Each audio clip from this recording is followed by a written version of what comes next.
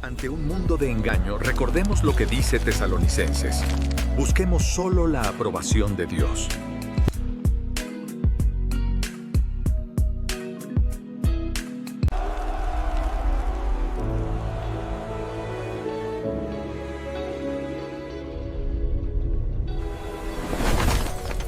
Entonces, capítulo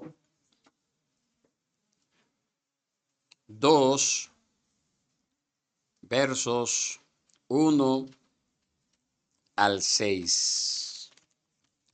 El tema del mensaje en esta mañana: ministerio auténtico en un mundo falso. Ministerio auténtico en un mundo falso. Primera Tesalonicenses 2, 1 al 6. Nos dice así la palabra del Señor. Porque ustedes mismos saben, hermanos, que nuestra visita a ustedes no fue en vano, sino que después de haber sufrido y sido maltratados en Filipos, como saben, tuvimos el valor, confiados en nuestro Dios, de hablarles el Evangelio de Dios en medio de mucha oposición. Pues nuestra exhortación no procede de error, ni de impureza, ni es con engaño, sino que así como hemos sido aprobados por Dios para que se nos confiara el Evangelio, así hablamos, no como agradando a los hombres, sino a Dios que examina nuestros corazones. Porque como saben, nunca fuimos a ustedes con palabras lisonjeras, ni con pretexto para sacar provecho. Dios es testigo.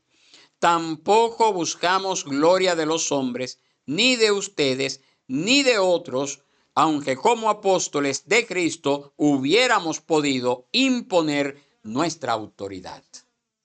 Y dejamos hasta acá la lectura. Oremos al Señor, presentémonos delante de Dios y supliquemos al Señor que hable a nuestras vidas a través de una correcta exposición de su palabra en esta mañana. Padre bueno y Dios, tú que moras en las alturas de los cielos, nosotros alabamos y glorificamos tu nombre. Te damos las gracias porque una vez más estamos delante de tu presencia para ser expuestos a tu palabra.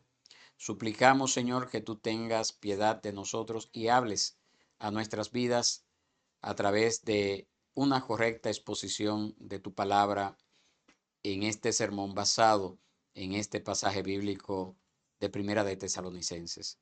Que nosotros podamos ser confrontados con nuestros pecados, que tú también nos muestres, Señor, esas áreas grises en nuestras vidas, que podamos ser movidos a la obediencia a través de tu Espíritu Santo obrando, iluminando nuestros corazones al ser predicada tu palabra en este día.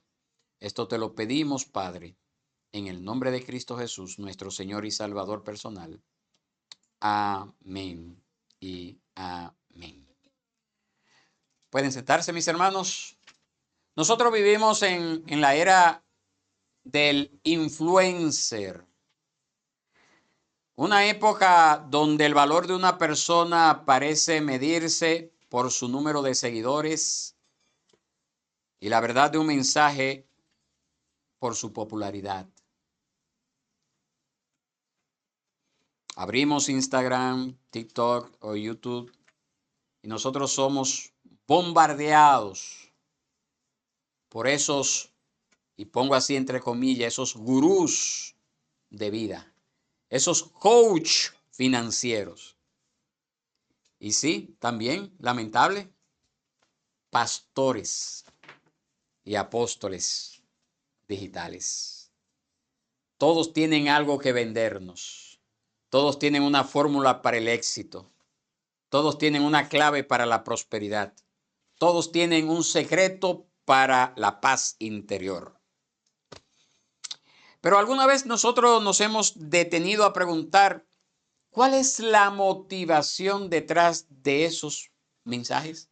¿De esos mensajeros? ¿Ellos buscan nuestro bien o buscan nuestro like? o buscan nuestra billetera? ¿Están sirviendo a Dios o se están sirviendo a sí mismos? Hermanos, esta confusión no es nueva. La ciudad de Tesalónica en el primer siglo era muy parecida a lo que nosotros estamos viviendo en este siglo XXI. Esta ciudad era una ciudad portuaria importante, era un cruce de caminos lleno de filósofos itinerantes, lleno de oradores carismáticos y lleno de charlatanes religiosos. Igual que en nuestros tiempos. Todos competían por la atención y muchos de ellos lo hacían por dos razones simples: dinero y aplauso. ¿Ha cambiado eso en alguna manera en estos tiempos? No, no. Es precisamente en este contexto que el apóstol Pablo, junto con Silas y Timoteo, había fundado una iglesia. Pero como nosotros leemos, ya eso será el próximo domingo, que nos corresponderá leer en el libro de Hechos, capítulo 17, ellos tuvieron que huir de la ciudad de Tesalónica a causa de la persecución. Y ahora entonces, desde la distancia, probablemente esta carta fue escrita desde Corinto, Pablo se anima a escribir a estos hermanos.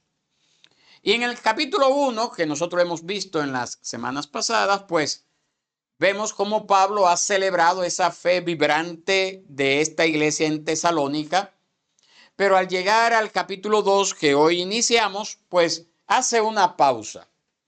Tiene que hacer algo que parece incómodo. Tiene que defender su ministerio, el ministerio de Pablo. Y Pablo defiende su ministerio y no lo hace por orgullo.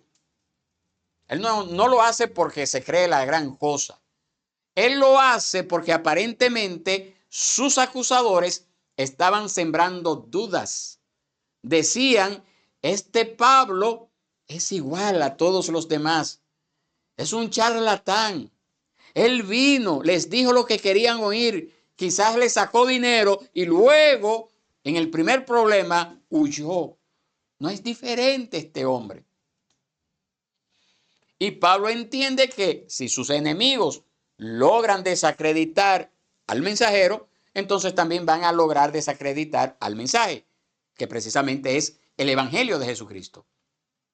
Y por esa razón, en los versículos que tenemos por delante, en este capítulo 2, Pablo entonces les muestra una especie, podríamos decir así, una radiografía de lo que es el ministerio auténtico. Pablo contrasta la forma en que ellos, Pablo, Silas, Timoteo, habían ministrado y contrasta esa forma con la de los falsos maestros que abundaban en aquellos tiempos. Y al hacerlo, al contrastar esta forma, entonces él nos da a nosotros un filtro, nos da a nosotros un estándar divino para medir no solamente el ministerio del siglo I, sino medir todo ministerio, incluyendo un estándar para medir nuestro ministerio, su ministerio también. Y la pregunta que este texto nos lanza en esta mañana es, ya llegando la tarde, ¿cómo luce el ministerio auténtico en un mundo obsesionado por la imagen, obsesionado por la ganancia y obsesionado por la aprobación humana? ¿Cómo luce un ministerio auténtico? ¿Cómo yo puedo decir que este ministerio es auténtico y este es falso? Ahora, aquí en el siglo XXI, aquí en los frailes. ¿Cómo yo puedo decir eso? Y precisamente entonces el apóstol Pablo, inspirado por el Espíritu Santo, nos da 3 marcas inconfundibles de lo que es un ministerio auténtico. 3 marcas, mis hermanos. Entonces, vamos a ver esas marcas. Me gustaría, si le es posible, que usted pueda tomar notas. Esas marcas que nos dan una señal de cuando un ministerio es auténtico o no. Vamos a verla. Número 1, vamos a ver el fundamento del ministerio. Ese valor divino en medio de la oposición. Y eso lo podemos ver en los versos 1 y 2 de Primera de Tesalonicenses, capítulo 2. Leamos el versículo 1 una vez más. Nos dice, porque ustedes mismos saben, hermanos, que nuestra visita a ustedes no fue en vano. Esa palabra que se traduce como vano al español viene de una palabra griega que significa algo vacío, algo hueco, sin fruto. Y Pablo está diciendo, ustedes saben que lo nuestro no fue solo palabrería, no fue un discurso motivacional que los hizo sentir bien un domingo y se olvidó el lunes. No fue eso. ¿Cómo lo sabían? ¿Cómo lo sabía Pablo que no había sido en vano, no había sido ese mensaje algo hueco? Pues el capítulo 1 ya nos lo ha explicado.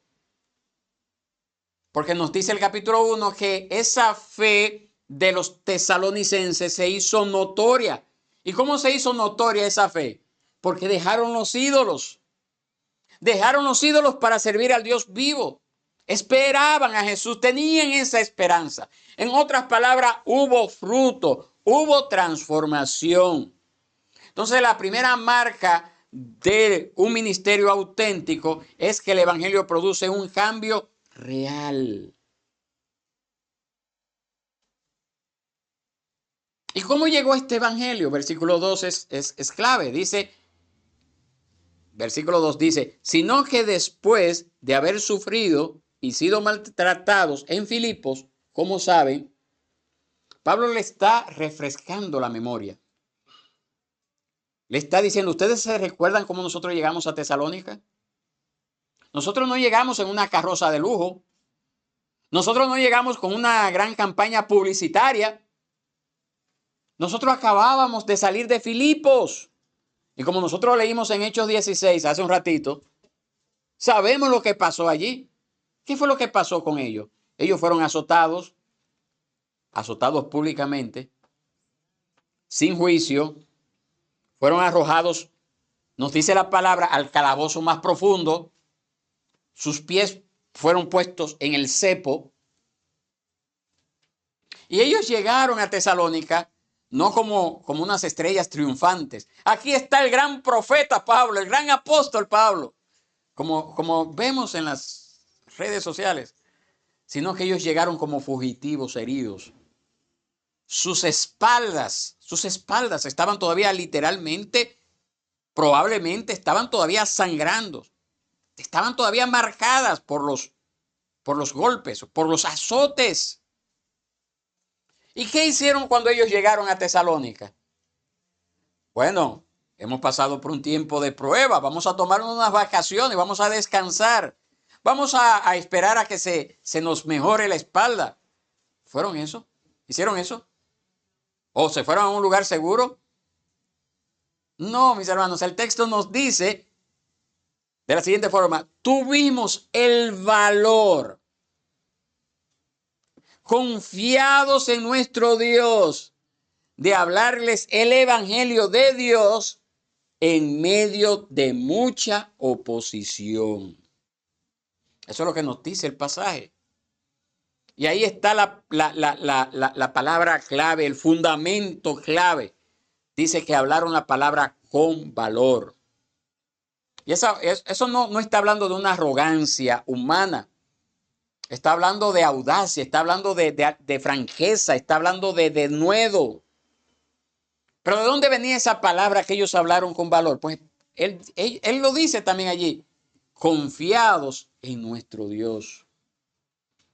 Hermanos, el ministerio auténtico no se fundamenta en el carisma personal o en la elocuencia humana o en un ambiente favorable.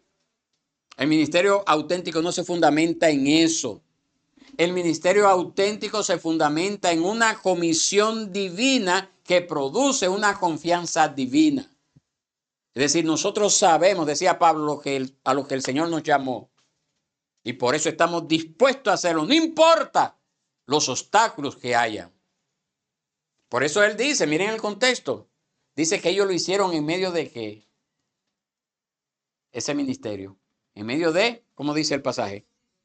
Mucha oposición. Mucha oposición.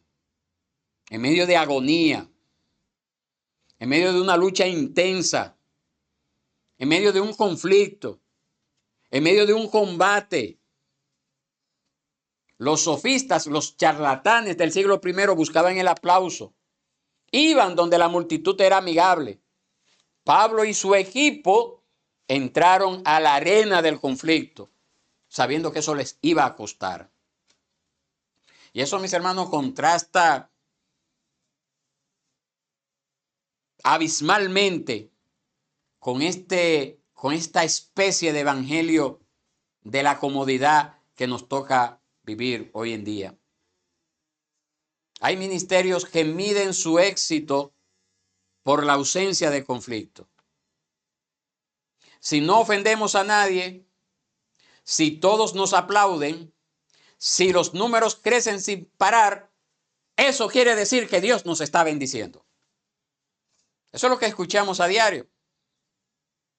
Eso es lo que escuchamos a diario.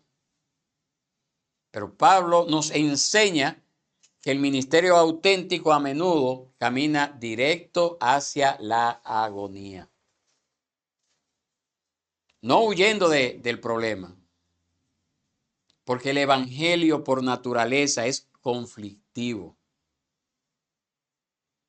Desafía el pecado. El evangelio destrona a los ídolos. El evangelio confronta la autosuficiencia humana. Y por esa razón el evangelio siempre va a producir conflictos. Hermanos, quizá usted como creyente, usted ha callado su fe en el trabajo, o en la universidad, o en la escuela, o en el colegio, por miedo a la oposición. Porque usted no es de problema, entre comillas. Usted no quiere problemas con nadie. Quizá usted tiene miedo del qué dirán. Quizá usted tiene miedo de ser etiquetado como un anticuado o un intolerante. El valor para hablar no vendrá de qué tan extrovertido o introvertido será usted. El valor para hablar vendrá de confiar en nuestro Dios. El valor no es la ausencia de miedo, es la obediencia a pesar del miedo, sabiendo que el mensaje que nosotros somos llamados a proclamar viene de Él. Esa es la invitación. ¿Estamos nosotros dispuestos a ser una iglesia que enfrenta la agonía por causa del evangelio? ¿O preferimos un cristianismo cómodo, un cristianismo privado, un cristianismo silencioso? Porque a mí no me gustan los problemas. ¿Prefiere usted ese cristianismo? Pues permítame decirle que usted está mal. Nos dice la palabra que el ministerio de Pablo no fue en vano. ¿Y usted sabe por qué no fue en vano? Precisamente porque él estuvo dispuesto a pagar el precio. Por eso hubo resultados. Porque a pesar de que tenía la espalda dolorida y quizás hasta los pies afectados por el cepo, él estuvo dispuesto a seguir proclamando eso que le había recibido de parte de Dios. Pero ese valor no era una terquedad ciega. No era valentía por ser valiente. Ese valor estaba anclado en esa certeza de que el mensaje que Pablo había sido llamado a dar era un mensaje puro, el mensaje de Dios, y por lo tanto era un mensaje correcto. Y por esa razón no podía quedarse callado a pesar de que ese mensaje le trajera tanta oposición de todo tipo a su vida. Y eso nos lleva entonces al segundo punto en esta mañana. El corazón del ministerio. Aprobados para agradar solo a Dios. Aprobados para agradar solo a Dios.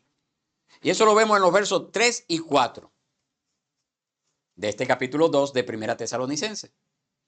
Si los primeros versículos, el versículo 1 y 2, describen el contexto del ministerio del apóstol Pablo, que el contexto fue la oposición, entonces estos versículos 3 y 4 describen el corazón del ministro. Y Pablo utiliza tres palabras fuertes para decir lo que su ministerio no era. Comienza por lo que no es. Verso 3, él dice, pues nuestra exhortación no procede de error. En otras palabras, él está diciendo que su mensaje no era una filosofía humana inventada, no era un engaño teológico, no era una desviación de la verdad, era la verdad revelada de Dios. Eso es lo primero, no viene del error. Y segundo, ¿qué más dice él?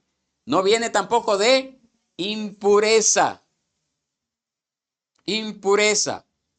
Esa palabra a menudo se refiere a la impureza moral o sexual, pero en contexto como este se refiere a motivos impuros.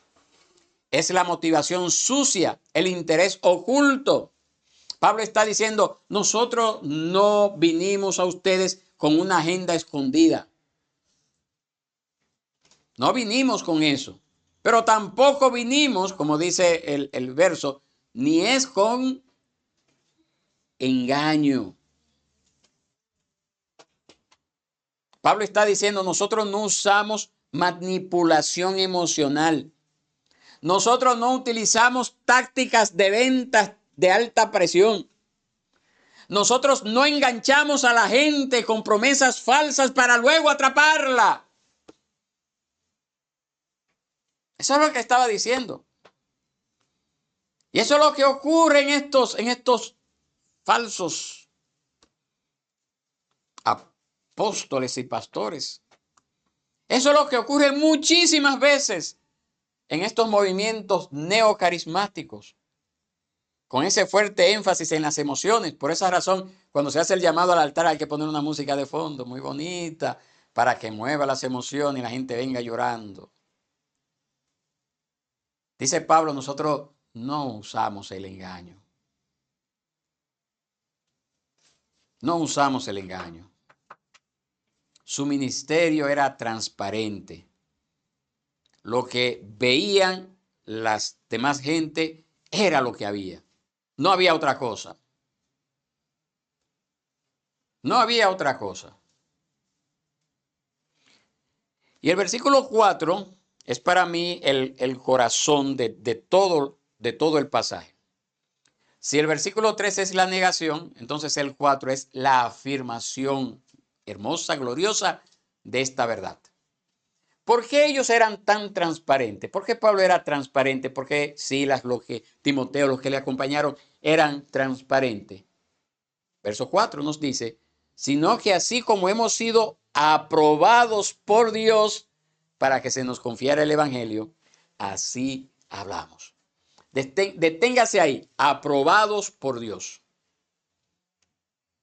Ese término que se utiliza allí es un término de lo que es la metalurgia, es probar un metal con fuego para verificar su pureza, para verificar su autenticidad. Esa palabra que se utiliza allí, aprobados.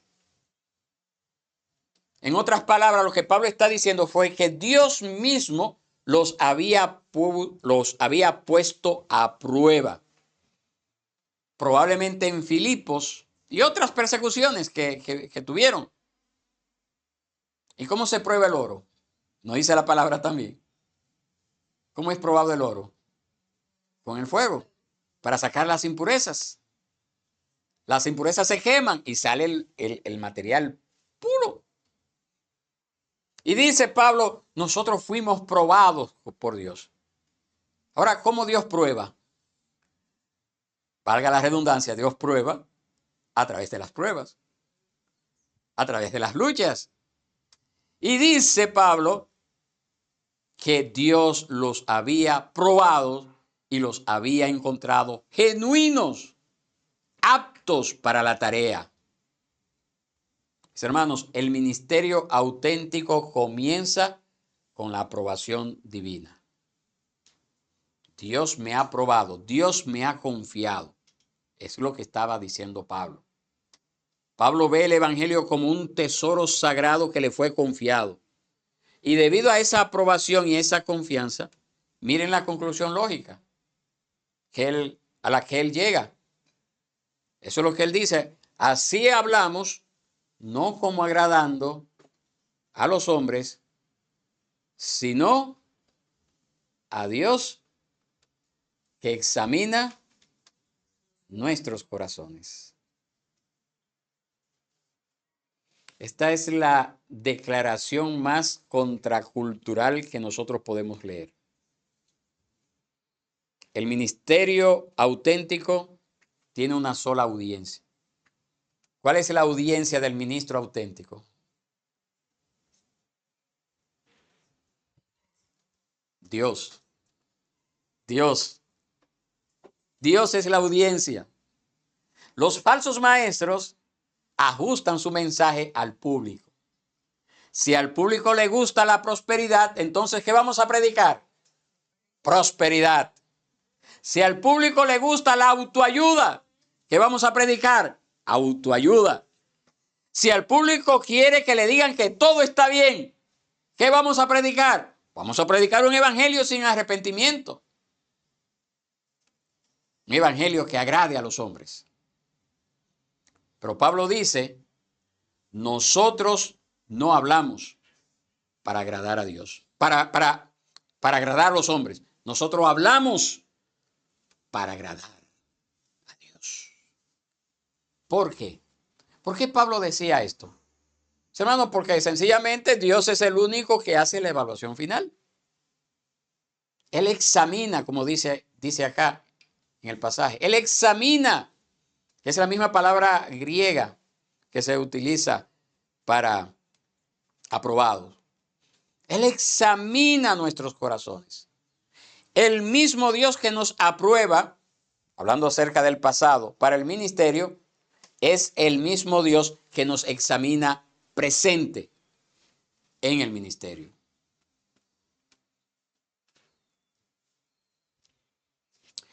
En nuestra cultura, en toda Latinoamérica, nosotros estamos muy familiarizados con lo que es la política y la cultura del clientelismo o del amiguismo. Eso es normal. ¿Cuántas veces en el trabajo, en la familia, en la política, la gente dice lo que el jefe quiere oír o lo que el grupo quiere escuchar solo para caer bien? ¿Cuántas veces ocurre eso? Para ser aceptados, para obtener un favor. Nosotros vivimos en una cultura de agradar a los hombres, de evitar el problema. La Biblia no nos enseña esto. La Biblia nos muestra un camino diferente. Pablo dice que el ministerio del evangelio no puede operar con esa lógica. No podemos dar un mensaje para agradar a la gente. No podemos buscar un mensaje que nos haga sentir bien a los que nos escuchan. Eso es incompatible con la verdad del evangelio. Ahora, si hablando la verdad del evangelio produce que la gente se sienta bien, pues no hay problema. Pero nunca podemos tratar de minimizar, de bajar el estándar del evangelio para que la gente se sienta bien con nosotros. Nunca podemos hacerlo así. Entonces, mis hermanos, cada vez que el Señor le llama a usted a servir en esta iglesia, sea enseñando a alguien, invitando a alguien, evangelizando a alguien, sirviendo el café, invitando a alguien a sentarse para hablar de la palabra, la pregunta de estos textos que tenemos delante de nosotros es, ¿para quién usted lo hace? ¿Usted lo hace para el aplauso de los hombres, el aplauso del pastor, el aplauso de los hermanos, o lo hace como alguien aprobado por Dios, buscando solo agradarle a Él, a Dios, quien es que examina en última instancia su corazón. En la vida diaria, ¿cómo usted toma sus decisiones éticas en el trabajo? Buscando agradar a su jefe para el ascenso, aunque usted tenga que torcer la verdad, o buscando agradar a Dios que examina su corazón. El cristiano vive, un término latín que se utilizó en la época de la Reforma y que una de nuestras iglesias, la del pastor Lalo en Córdoba, Veracruz, así se llama, el cristiano vive coram Deo. Es un término latín que significa delante del rostro de Dios. Así que somos llamados a vivir coram Deo, delante del rostro de Dios, delante de la presencia de Dios, 24 horas, 7 días a la semana. Entonces, un corazón que busca solo agradar a Dios, ese es el motivo interno, inevitablemente va a producir una conducta visible, un método externo. Y va a producir una conducta visible que es radicalmente diferente a la del mundo. Y esto nos lleva al punto final del sermón en esta mañana. La conducta del ministerio, sin intereses ocultos. Versos 5 y verso 6. En estos dos versos, Pablo detalla las implicaciones prácticas de tener un corazón aprobado por Dios. Él dice, ustedes vieron cómo vivimos. Ustedes vieron cómo vivimos. Bueno, el verso 5, léalo conmigo de nuevo.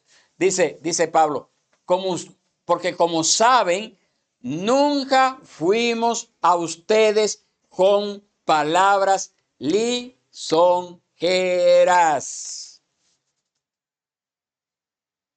Es decir, no fuimos con adulación. La adulación no es solo un cumplido.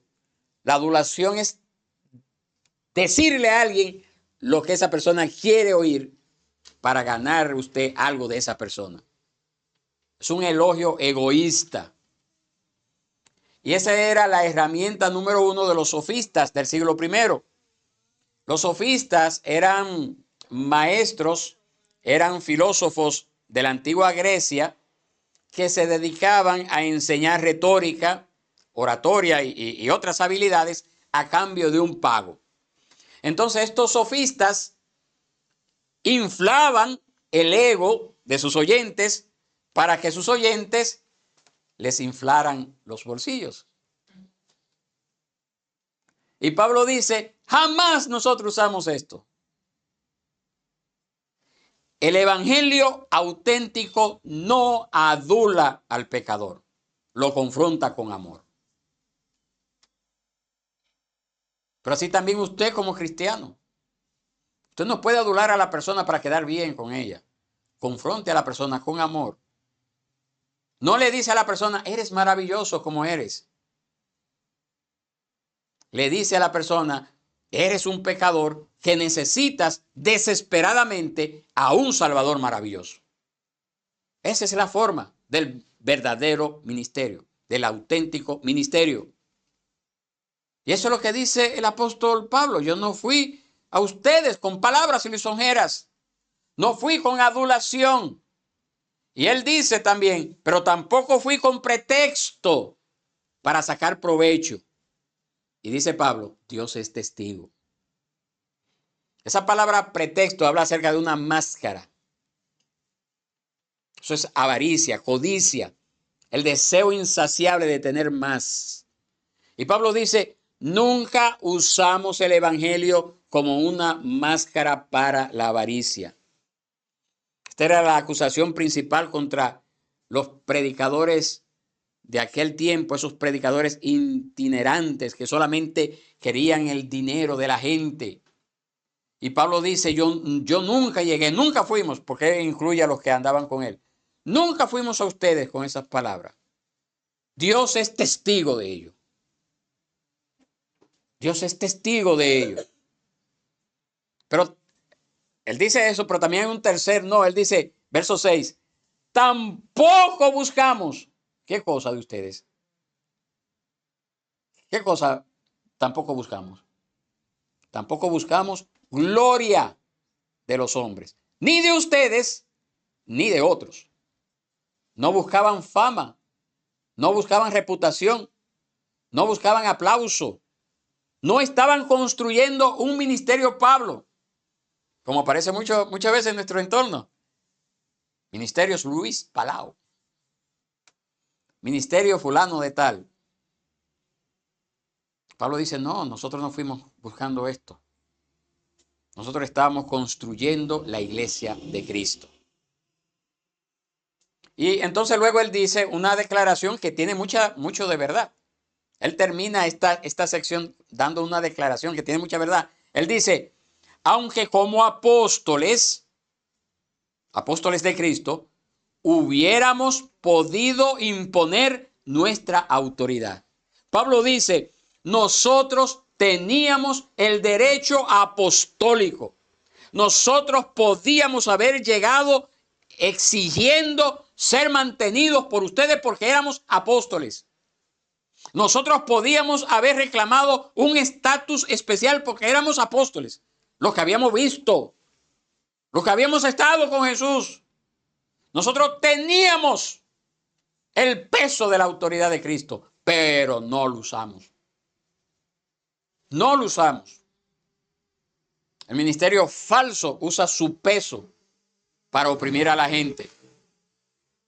El ministerio auténtico, aunque tiene autoridad de hacerlo, elige no usarla para su propio beneficio, sino que elige usarlo para servir a los demás. Nosotros vivimos en una era del pastor celebridad. Nosotros vivimos en una época en que muchos ministerios parecen girar enteramente alrededor de la personalidad, alrededor de la fama, alrededor de la marca del predicador. Se promueve el evangelio de la prosperidad, que no es otra cosa que avaricia disfrazada de fe. Se adula al oyente diciéndole, decreta, declara tu éxito, que no es más que una adulación espiritual. Y yo como pastor, mis hermanos, yo debo de advertirles a ustedes, tengan cuidado con los ministerios que se centran en la adulación. Huyan de cualquiera que use el evangelio como pretexto para sacar provecho. La iglesia debe ser sabia.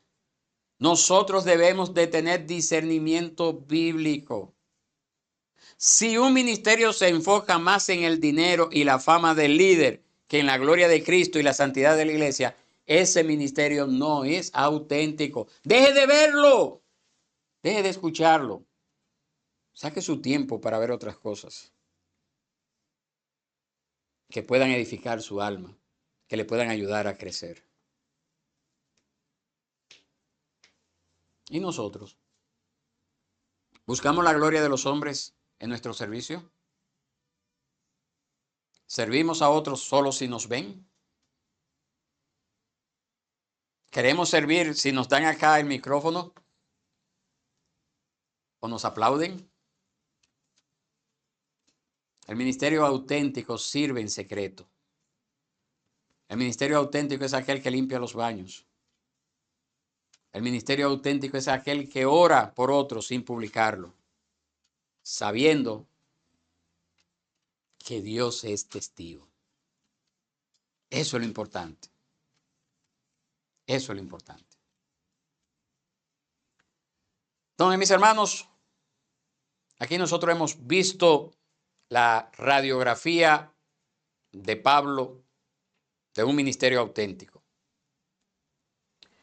Conforme a lo que hemos visto, es un estándar increíblemente alto. tremendamente alto. Porque el ministerio auténtico no se basa en el carisma humano, sino en ese valor divino que soporta la oposición, como vimos en el verso 1 y 2. Ese ministerio auténtico no busca la aprobación de la multitud, sino que tiene un corazón aprobado por Dios que solamente busca agradarle a Él, como vimos en los versos 3 y 4. Y no usa los métodos turbios del mundo, sino que opera con total integridad, sin adulación, sin avaricia y sin buscar la gloria propia, como podemos ver en los versos 5 y 6. Hermanos, este pasaje, estos 6 versos, no es solo para pastores. Claro, nos afecta a nosotros en primera instancia, pero no es solo para nosotros, es para cada uno de ustedes. Es para cada uno de ustedes. ¿Usted sabe por qué? Porque usted como creyente, usted ha sido llamado a un ministerio, comenzando por su hogar. Usted es un ministro del Evangelio para su hogar, para los que componen su hogar. Usted es un ministro del Evangelio. Usted es un ministro del Evangelio en su trabajo. Usted es un ministro para sus colegas. Usted es un ministro para sus compañeros de trabajo. ¿Usted sabía eso? ¿Usted sabía eso? Que usted ha sido puesto allí para ministrar a sus colegas. En medio, incluso si eso le puede traer oposición, como nosotros vemos acá.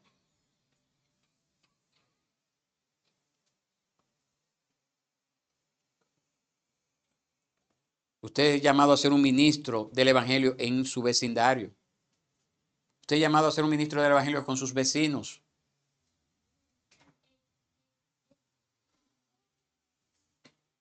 Nosotros tenemos una gran audiencia delante de nosotros.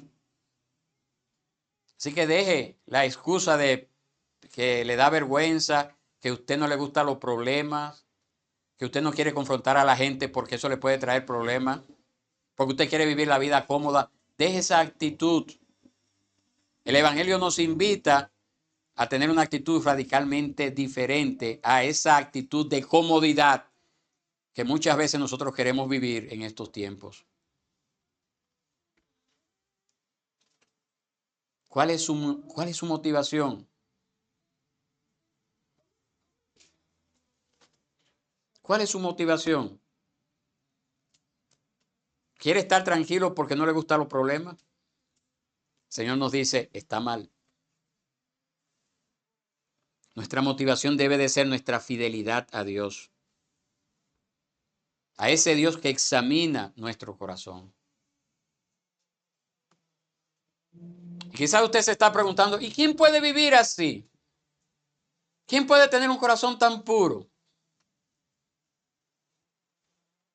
Pablo solo podía vivir así porque estaba imitando al apóstol y ministro supremo, que es nuestro Señor Jesucristo.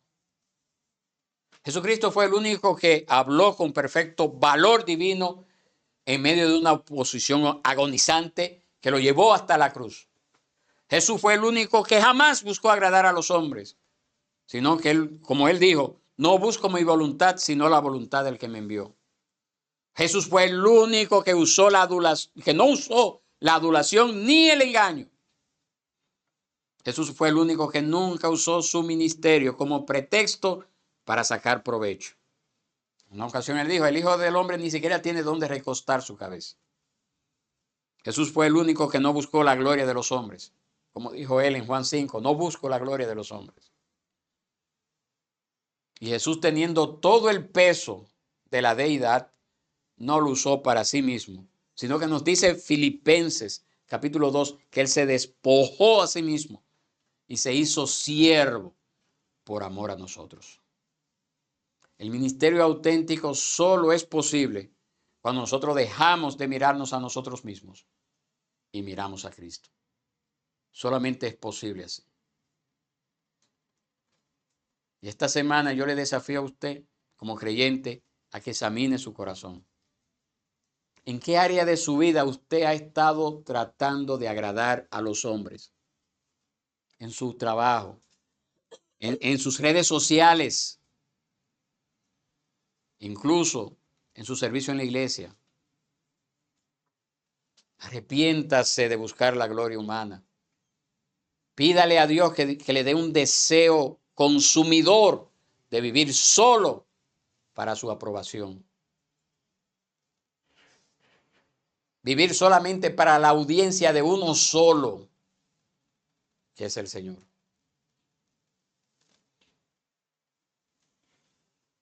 Si usted no visita y todavía no es creyente, pues entonces, quizá usted ha visto la hipocresía, la avaricia, la manipulación de otros movimientos falsos. Yo quiero decirle que sepa que lo que dice el apóstol Pablo aquí es precisamente lo que nosotros predicamos acá. Un evangelio puro, un evangelio sin engaño, un evangelio sin interés, un evangelio lleno de sacrificio. Ese es el evangelio verdadero. No mire a los mensajeros falsos. Mire al mensajero perfecto, a Jesucristo, que no vino a sacar provecho de usted, que tampoco vino a buscar la gloria de los hombres, sino que vino a pagar el precio que usted se merecía en la cruz del Calvario. Deje de confiar en usted mismo y confíe hoy en Él. Que el Señor nos haga una iglesia auténtica en un mundo falso. Estemos de pie y oremos al Señor.